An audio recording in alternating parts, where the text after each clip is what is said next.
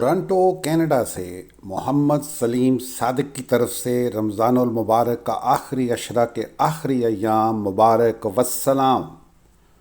سامعین، القرآن الحکیم ایک زندہ الکتاب، اللہ تعالیٰ کی وحی جو لاکھوں فرشتوں کی گارڈ میں حضرت جبریل نے اپنے ہمارے پیارے آقا خاتم الانبیاء حضرت محمد مصطفیٰ صلی اللہ علیہ وآلہ وسلم کے دل و زبان پر اتاری۔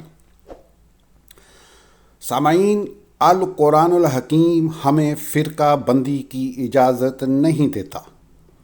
تفرقہ دین ایک معیوب فعل ہے جو اللہ تعالیٰ کو ناپسند ہے۔ صرف اور صرف مسلک کی اجازت ہے۔ لا تفرقو 20 دفعہ حکم الہی قرآن الحکیم میں موجود ہے۔ میں خاص طور پر نوجوان نسل سے دلی درخواست کرتا ہوں کہ قرآن الحکیم میں اللہ کا فرمان الیوم اکملت لکم دینکم کہ آج میں نے تمہارا دین مکمل کر دیا، یا سورہ الکافرون میں جو فرمایا لکم دینکم ولی دین، تمہارا دین تمہارے لیے لیکن میرا دین الہی دین اسلام ہے۔ اکثر لوگ خاص طور پہ نوجوان نسل سوال کرتے ہیں کہ دین الہی دین اسلام کی سادہ لفظوں میں تعریف کیا ہے؟ دین اسلام کی سادہ تعریف کیا ہے کہ جواب کے لیے میں نے سورہ الروم نمبر 30 سورہ کی آیت 30 کو چنا ہے۔ وہ کچھ یوں ہے: اعوذ باللہ من الشیطان الرجیم، بسم اللہ الرحمن الرحیم، فَأَقِمْ وَجْهَكَ لِلدِّينِ حَنِيفًا فِطْرَتَ اللَّهِ الَّتِي فَطَرَ النَّاسَ عَلَيْهَا لا تبدیل لخلق اللہ ذالک الدین القیم ولکن اکثر الناس لا یعلمون۔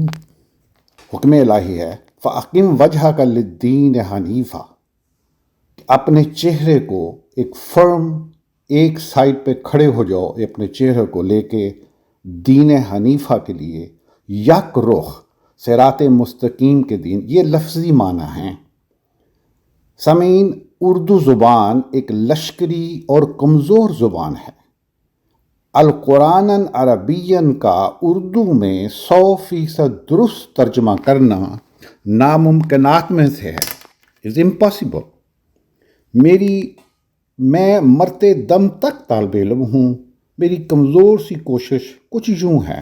اللہ فرماتے ہیں فَأَقِمْ وَجْهَكَ، اپنے چہرے کو قائم کر لو، اسٹیٹ فرم، ایک فیصلہ کر لو کہ میں نے کس رخ جانا ہے، اور وہ رخ ہے دین حنیفہ کا۔ وجہ کا چہرہ، انگلش کا محاورہ ہے فیس سیونگ، یعنی چہرے کو چھپانا یا چہرے کی حفاظت کرنا۔ وہ اس کے معنی ہوتے ہیں اپنے اعمال کی حفاظت کرنا۔ یا پنجابی کا محاورہ ہے کہ اپنا منہ ویکھی شیشے چ، یا میرا منہ تے رکھ لے۔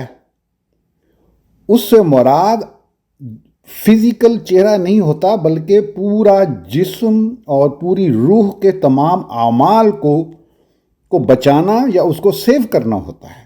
تو یہی جہاں میرے رب کریم کا حکم ہے فَأَقِمْ وَجْهَكَ، اپنی تمام جسم و روح کے اعمال کو ایک ڈائریکشن میں کر لو۔ اس کی سپورٹ کے لیے میں سورہ بقرہ آیت 148 پیش کرتا ہوں۔ وہاں ذکر ہے وَلِكُلِّ وِجْهَةٌ هُوَ مُوَلِّيهَا فَاسْتَبِقُوا الْخَيْرَاتِ۔ وَلِكُلِّ وِجْهَةٌ، ہر ایک انسان کا ایک مطمع نظر ہے، ہوا مولیہا۔ تو یہ وجہتن یا وجہ کا اس کا مادہ ایک ہی ہے۔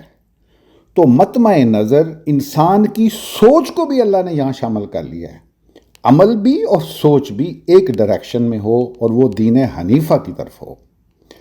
اب دین حنیفہ ہے کیا؟ اللہ فرماتے ہیں اسی سورہ روم کی اسی آیت میں، فطرت اللہ التی فطر الناس علیہا، کہ فطرت الہی پر اللہ تعالیٰ نے انسان کی تخلیق کی ہے۔ فطرت الہی پر تمام انسانوں کی تخلیق کی گئی ہے۔ اب فطرت اللہ تعالیٰ کی صفات جو ہیں القرآن الحکیم میں 100 سے زیادہ ساری صفات درج ہیں۔ وہ رحمان ہے، وہ رحیم ہے، غیور ہے، قہار ہے، عالم الغیب والشہادہ ہے۔ اللہ تعالیٰ نے اپنی صفات اپنے انسانوں کے اندر اتارنے کے لیے اپنے دین کو چنا، اور حضرت صلی اللہ علیہ وآلہ وسلم کی ذات کو، خاتم الانبیاء خاتم الرسول حضرت محمد مصطفیٰ صلی اللہ علیہ وسلم کی ذات کو ہمارے لیے اسوہ حسنہ، ایک سیمپل بنا دیا۔ تو ناظرین، یہ ہے دین کی سادہ سی تعریف کہ اللہ تعالیٰ کی صفات کو قائم اپنی زندگی میں کرنا۔ اس کی کچھ مثال سادہ سی میں یوں دیتا ہوں۔ ایک سچا واقعہ، ایک گاؤں میں ایک بچی کو اسکول سے نکال دیا گیا کیونکہ اس کی فیس نہیں ادا ہوئی۔ وہ روتی گھر آئی تو گھر میں جھگڑا ہوا میاں بیوی کے درمیان۔ ہمسائے نے سن لیا، وہ اٹھا، اسکول گیا اور اس نے جو 3-4 ہزار روپیہ فیس تھی ادا کر کے ہیڈ ماسٹر صاحب سے فون کروایا کہ اس بچی کو واپس لائیں۔ بچی کو فون کر کے اسکول نے واپس بلا لیا، لیکن جس فرد نے مدد کی اس کا اس لوگوں کو، بچی کو یا والدین کو پتہ بھی نہ چلا۔ یہ ہے الرحمن، بن مانگے اللہ تعالیٰ کی صفت ایک انسان میں اتر گئی کہ مانگا بھی نہیں، وہ چلا اور اس نے اس نیکی کو پا لیا۔ فاستبقوا الخیرات، الخیر، دوسروں کے لیے زندہ رہنا کی جو تلقین ہے سمجھاتے ہیں، وہاں ایک بڑی خوبصورت مثال ہے۔ ایک شخص چلتے چلتے ایک پتھر دیکھتا ہے راستے میں، وہ اسے ہٹا دیتا ہے۔ اس لیے ہٹاتا ہے کہ اسے خود ٹھوکر نہ لگے؟ نہیں، ہرگز نہیں۔ وہ نیک انسان پتھر راستے کا اس لیے ہٹاتا ہے کہ اگلے آنے والوں کو، اس کے بعد آنے والوں کو ٹھوکر نہ لگے۔ یہ ہے الخیر، دوسروں کے فائدے کے لیے سوچنا، یہی حکم الہی ہے۔ یہ سوچیں، یہی سب کچھ فطرت اللہ ہے جو اس نے انسان میں اتاری۔ اسی آیت میں پھر اللہ تعالیٰ فرماتا ہے، لا تبدیل لخلق اللہ، اللہ تعالیٰ کی تخلیق میں کبھی تبدیلی نہیں آئی۔ ذالک دین القیم، یہ ہے دین قائم، سالڈ دین، یہ ہے سالڈ دین، فطرت الہی پہ زندگی کو گزارنا۔ لیکن میرا پیارا رب عالم الغیب و شہادہ ہے، وہ تو ہر چیز کو جانتا ہے۔ اس لیے آخر میں فرمایا، وَلَٰكِنَّ أَكْثَرَ النَّاسِ لَا يَعْلَمُونَ، لیکن اکثر لوگ اس چیز کو نہیں سمجھتے۔ اللہ تعالیٰ ہمیں ان لوگوں میں شامل نہ کرے، ہمیں اس کے آمنا و صدقنا والے لوگوں میں شامل کرے۔ ناظرین، صرف مان لینا کافی تو نہیں، اس لیے اگلی آیت میں اس دین سے وابستگی اور جڑے رہنے کے لیے 3 عملوں کا مشورہ دیا اللہ تعالیٰ نے۔ نیکسٹ آیت 31 سورہ روم کی، منیبین الیہ واتقوہ واقیموا الصلاۃ ولا تکونوا من المشرکین۔ 3 مشورے دیے۔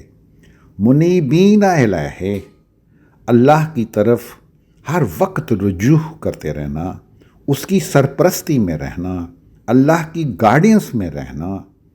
واتقوہ، ذات باری تعالیٰ سے ڈرنا، یہ اردو کا ترجمہ ہے جو اکثر لوگ کرتے ہیں لیکن کمزور ہے۔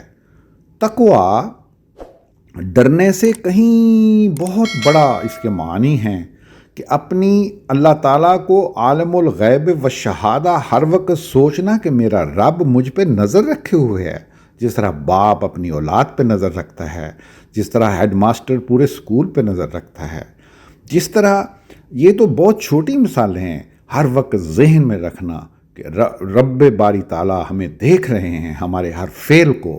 یہ ہے تقویٰ. اس کے خوف نہیں، اس سے پیار اور اس سے محبت. مالک کا رشتہ، وہ مالک ہے، وہ دیکھ رہا ہے ہمیں، وہ رشتہ قائم کرنا تقویٰ ہے. اللہ تعالیٰ اس کا حکم دیتا ہے.